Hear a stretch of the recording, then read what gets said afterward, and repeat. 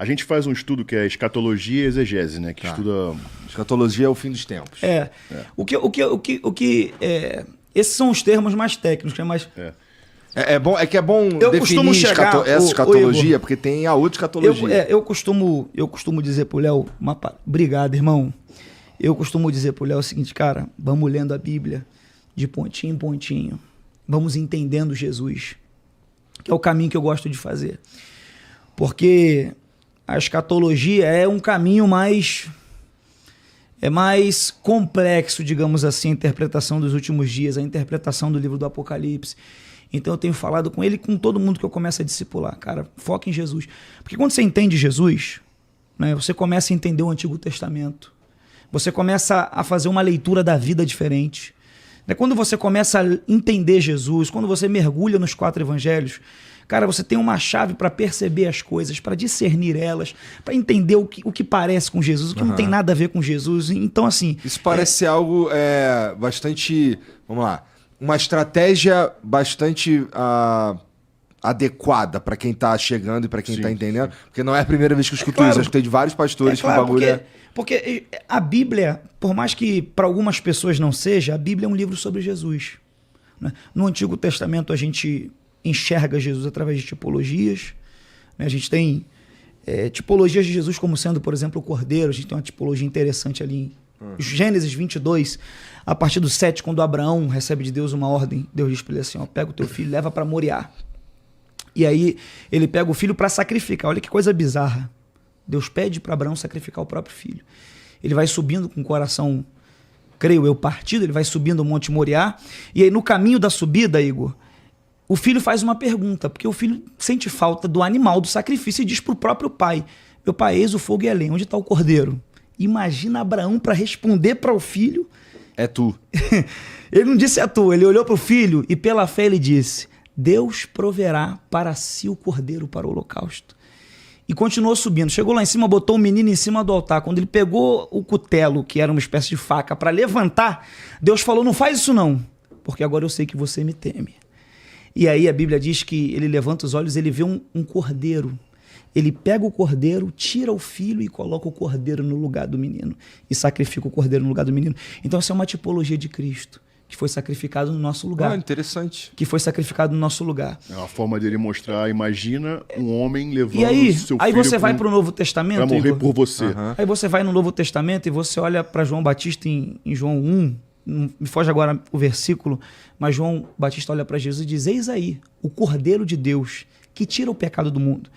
A referência que eu acabei de citar sobre Jesus discutindo com os homens, quando ele disse, Abraão viu os meus dias, foi esse dia dessa experiência. Então você começa a enxergar para a Bíblia e entender que ela é um livro sobre Jesus. Através das tipologias você percebe isso. Essa tipologia especificamente mostra para nós que Jesus veio para morrer a morte que era nossa, para que nós vivêssemos a vida que é dele. E uma parada interessante que a gente está estudando é o seguinte, a Bíblia, se fosse um cara só escrevendo, seria um mestre da literatura. É absurdo o cara escrever aquilo tudo ali e ter tanta conexão. Já seria incrível. Só que a Bíblia foi escrita por mais de 40 pessoas, em épocas diferentes, em lugares diferentes. Tem mais de 60 mil conexões. Se eu e você escrevemos a mesma história, a gente vai errar uma porrada de coisa. Vai. Você imagina isso. Então, quando você olha a Bíblia e você compara as profecias, por exemplo, tem 464 profecias para vindo do anticristo. Só faltam 3 ou 2. Não sei se essa de Israel já conta. Tem muita coisa acontecendo, entendeu? Quando você vai estudar mesmo, as profecias se cumpriram, coisa que a galera viu lá 2000 anos antes. É muito difícil, quando você embarca nessa, você começar a se questionar. Muitas pessoas se questionam porque não estudaram e não entenderam. Você já pegou a Bíblia para ler? Cara, não assim de maneira... Vou ler a Bíblia. Já peguei a Bíblia, sei lá, fui à igreja e o cara... É por isso que você não tem coisa. essa convicção, entende?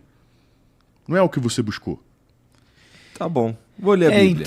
Então... Vai demorar. Você já teve muitos caras mestres aqui de teologia e tal. É impossível você dizer que não houve um criador, cara. Se a gravidade fosse um pouquinho mais... É impossível, cara. Aí ele vai fazer um outro podcast, vai chamar um ateu, né? Não, assim, o que acontece? É muito perfeito, Ó, Igor. É muito perfeito. Se a gravidade fosse um pouquinho mais forte, Claro, tudo é. seria esmagado. Não, Se fosse um tudo pouquinho mais solto, tudo É voaria. uma sucessão de coisas. São tantas milhões de coincidências para o planeta Terra ser como verdade, é. é verdade. Que, cara, não tem como. Tem que ter muita fé para você crer que não existe um Deus. Então, pra mim, ó, eu acredito em Deus. A minha pira é mais que eu consigo entender que existe... Eu consigo entender que o argumento do cara pondo... que assim, da mesma forma que não dá pra provar Deus, também não dá pra provar... Não dá pra dizer que Deus não existe. Não dá pra... Cientificamente. Não dá pra falar nem que ele existe, nem que ele não existe. É por isso que João 3,16 diz, todo aquele que nele crê. Sim, então, eu manjo isso aí. Só que o que acontece? Pra mim falta o lance de acreditar de verdade. Que nem rolou contigo, tá ligado? Exato. Então, assim... Você já tem uma semente plantada aí, só falta ela. Não, eu já ouvi isso algumas vezes também. Mas a minha pira é que assim, putz, cara, o que eu quero dizer é, eu consigo ver a possibilidade, vislumbrar a possibilidade de as coisas serem um pouco diferentes. Mas beleza, Deus criou tudo, que nem tu tava falando. Você deu uma viajada e parou. Eu não quero. É porque assim, ó, vamos lá, como é que eu acho que Deus criou tudo? Você quer mesmo saber? Quero, vai, fala aí. Pra mim, ele não. Pra mim, talvez tenha sido. Talvez o Gênesis seja uma alegoria, tá? E Deus criou tudo mesmo porque Deus sei lá, é o universo. E aí ele criou as possibilidades. Deus é o universo? Infinitas. Talvez, eu não sei, tá ligado? Sei lá. Mas vamos dizer que Deus é o universo. E aí ele criou as possibilidades infinitas e em um cantinho essas possibilidades se alinharam do jeito que é possível ter vida aqui. Mas eu não sei, entendeu? Eu não tenho um...